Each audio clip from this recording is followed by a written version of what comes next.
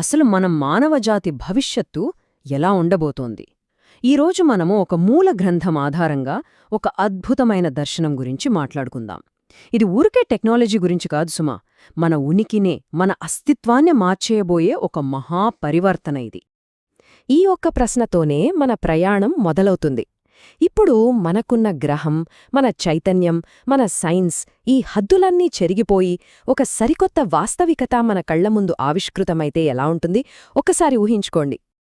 అయితే ఆ ప్రశ్నకి సమాధానంగా ఈ దర్శనంలో మొట్టమొదటి మార్పు ఎక్కడ మొదలవుతుందంటే, మన గ్రహం యొక్క భౌతిక స్వరూపంలోనే. మనం ఇప్పుడు చూస్తున్న భూమికి దానికి అస్సలు పోలికే ఉండడు.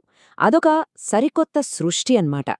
ఈ ఒక్క వాక్యం చాలు ఆ కొత్త వాస్తవికత సారాంశాన్ని అర్థం చేసుకోడానికి. అక్కడ ప్రకృతి కేవలం అందంగా ఉండటమే కాదు, అది ఎంతో దివ్యంగా, ప్రకాశవంతంగా మారిపోతోంది.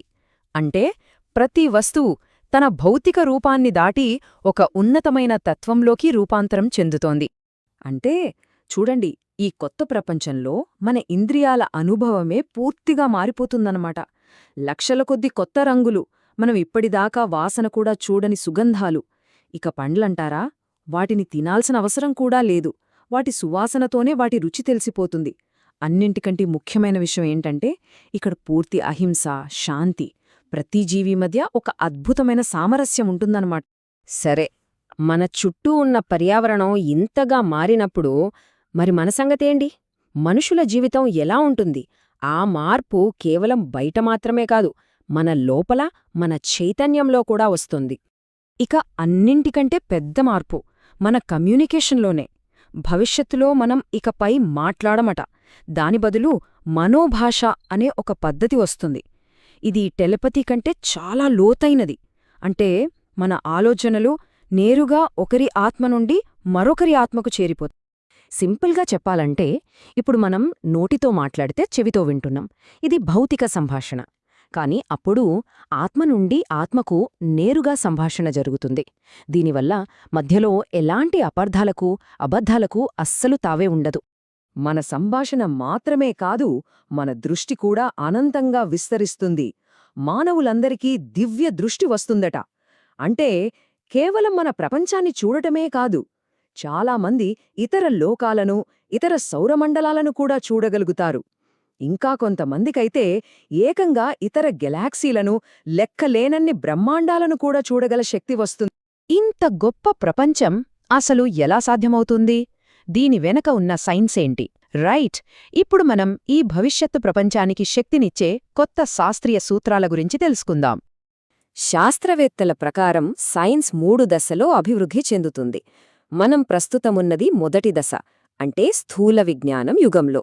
భవిష్యత్తులో పదార్థం పరంతత్వాలుగా మారినప్పుడు మనం పరంతత్వ విజ్ఞానమనే ఒక కొత్త శకంలోకి అడుగుపెడతాం. ఇది మన టెక్నాలజీని పూర్తిగా మార్చేస్తుంది.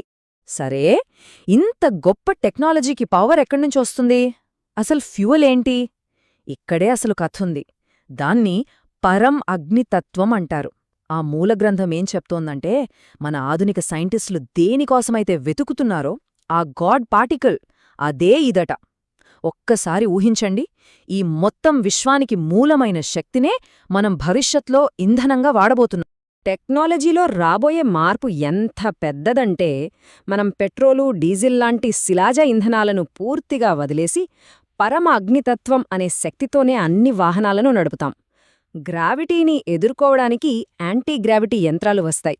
ఇక మన టెలిస్కోప్లు ఎంత శక్తివంతమవుతాయంటే, ఎక్కడో దూరంగా ఉన్న మహాబ్రహ్మాండాలను కూడా చాలా స్పష్టంగా చూడగలుగుతాం. ఇప్పటిదాకా మన భూమి గురించి, టెక్నాలజీ గురించి చూశాం. ఇప్పుడు మన గ్రహం, మన సౌరమండలం దాటి ఈ అనంత విశ్వంలో మానవాళి స్థానమేంటో చర్చిద్దాం. ఇది మన ప్రయాణంలో చివరి ఘట్టం. అయితే ఈ టెక్నాలజీతో మన ప్రయాణం ఎంత వేగంగా ఉంటుందో తెలుసా? ఒక గెలాక్సీ నుండి ఇంకో గెలాక్సీకి వెళ్లడానికి ఎంత టైం పడుతుందనుకుంటున్నారు? కేవలం కొన్ని సెకండ్లు. అంటే ఇది మన ఊహకు కూడా అందని వేగం కదా. పరిమితుల నుంచి అనంతంలోకి వెళ్లడమంటే బహుశః ఇదేనేమో. అయితే ఈ సుదూర విశ్వ ప్రయాణంలో మనం ఒంటరిగా ఉండం. ఇతర గెలాక్సీల్లో ఉండే అత్యంత తెలివైన జీవుల నుండి మనకు గైడెన్స్ లభిస్తుంది.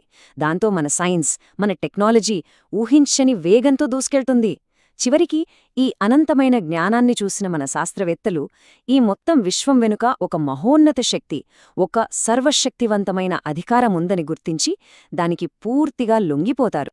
చూశారుగా, ఈ దర్శనం మన ముందు ఒక ప్రశ్ననుంచుతుంది. ఇది కేవలం ఒక ఊహ కాదు, ఇది ఒక సంభావ్యత. ఈ విశ్లేషణను ముగించే ముందు ఒక్కసారి ఆలోచిద్దాం.